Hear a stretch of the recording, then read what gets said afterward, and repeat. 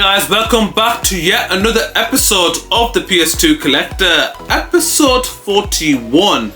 Now at the moment, as you see, I've nearly accumulated 300 games into the collection, and on this episode today I picked up 5 more games. Some of them are unique and one of them is one of my favorite games ever on the PS2. Guys, let's see what we got this time.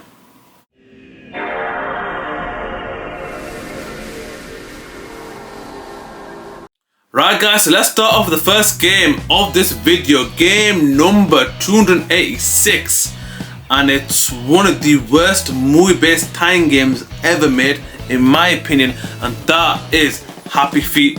Right off the bat, I'm not a fan of the movie whatsoever, and when it comes to the game is bad. It lacks identity, it lacks innovation, it's too easy, it's too kiddie, it's like there's no fun to be had. This game is just utter trash. It belongs in the bin, and that's me being nice to it. I could say even more harsh things, but I'm not going to do that because it's a kids movie. But the developers, Midway, disappointing from Midway, to be fair.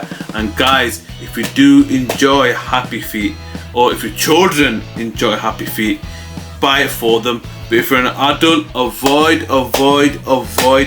Do not buy this game whatsoever.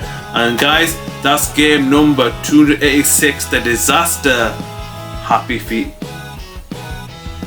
So on to the next game, game number 287, and it's a real-time strategy game, one of the best to ever do it in that genre, and that is Age of Empires 2 for the PS2. So first of all, the artwork on the front cover, look at that is amazing. You got an English knight, a Viking and a Japanese samurai.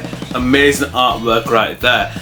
When it comes to strategy games, this one is phenomenal. I'll tell you why, because the concept of this game is to create your own empire. You have to keep your villagers happy, you have to gather resources, as well as creating your army to defend against invaders and enemies. So one thing I like about this game, as long as time progresses, you get better technology and better ways to get resources, as well as defending your land and extending your empire.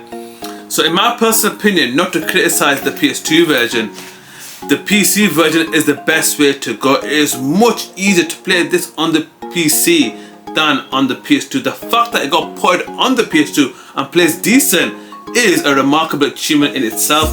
And guys, if you do enjoy real-time strategy games, this game is definitely for you. One of the best to ever do it, and that is game number 287, Age of Empires 2.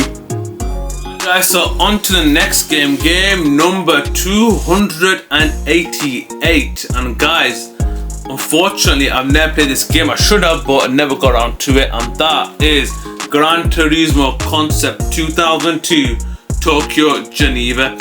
So I gave it a quick go, and I've got to say, the graphics, listen, this game was released in 2002 and the graphics 23 years later, timeless, absolutely timeless. Look at the details on the city, the tracks, the cars.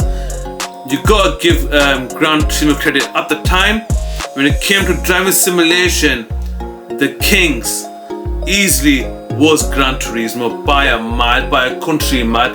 Today it's Forza who just slightly edits it, but back then no game came close to driving simulation than Gran Turismo.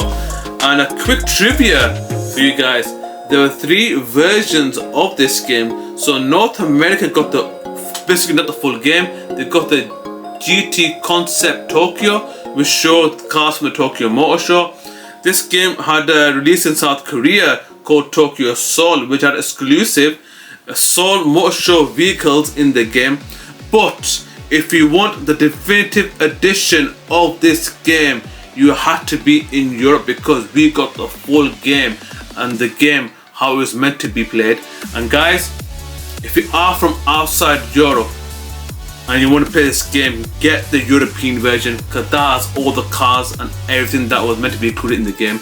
It's not bare boned as the American version and the South Korean version, but this is the way to play it. And guys, that's game number 282, the amazing Gran Turismo Concept 2002 Tokyo Geneva. Guys, so on to the next game, game number 289. And guys, I'm going to say something that's controversial. I think that this game is a hidden gem and it's one of the greatest games of all time in my opinion, and easily the greatest Prince of Persia game ever made, and that is Prince of Persia: The Sands of Time. 10 out of 10.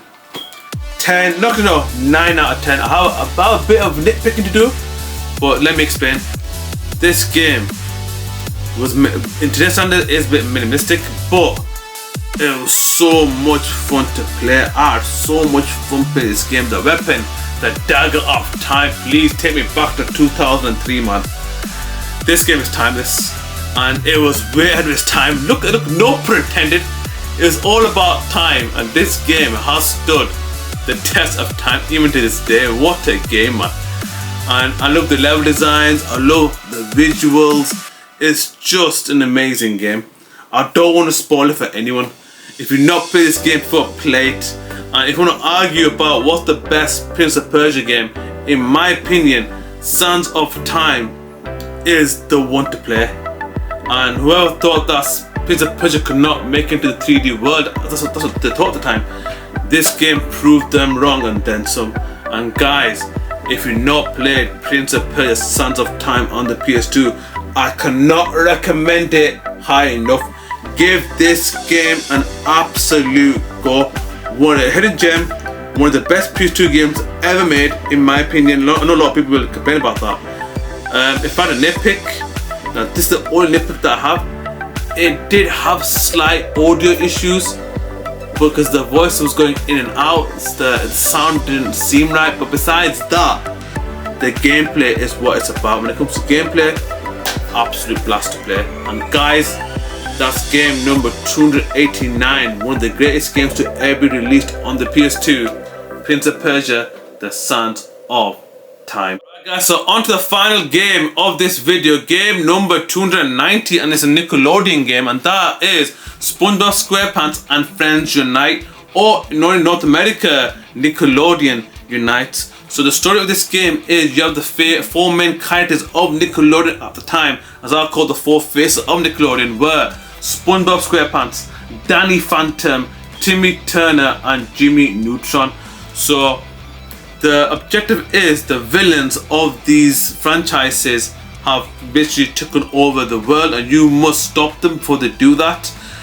You can control any of the four characters anytime you want. You have four characters at the screen and you battle enemies. It's very simplistic, very repetitive, and there's nothing much to it, but the novelty is these four iconic characters at the screen at the same time. What else do you need to say? And when it comes to conspiracy theories, especially cartoon ones, I always live by this. I think that Danny Phantom is Timmy Turner.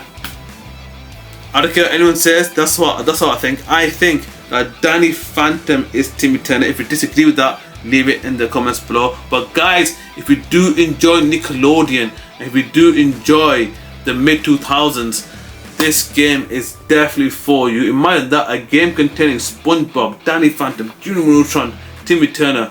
What else do you need to say? Nickelodeon at its peak, man. Anyways guys, that's the final game of this video. I hope you enjoyed it. If you want to see my content, please subscribe. If you want to know when my channel comes online, please click on the bell notification below. Anyways guys, until next time, and please don't forget to subscribe. Take care.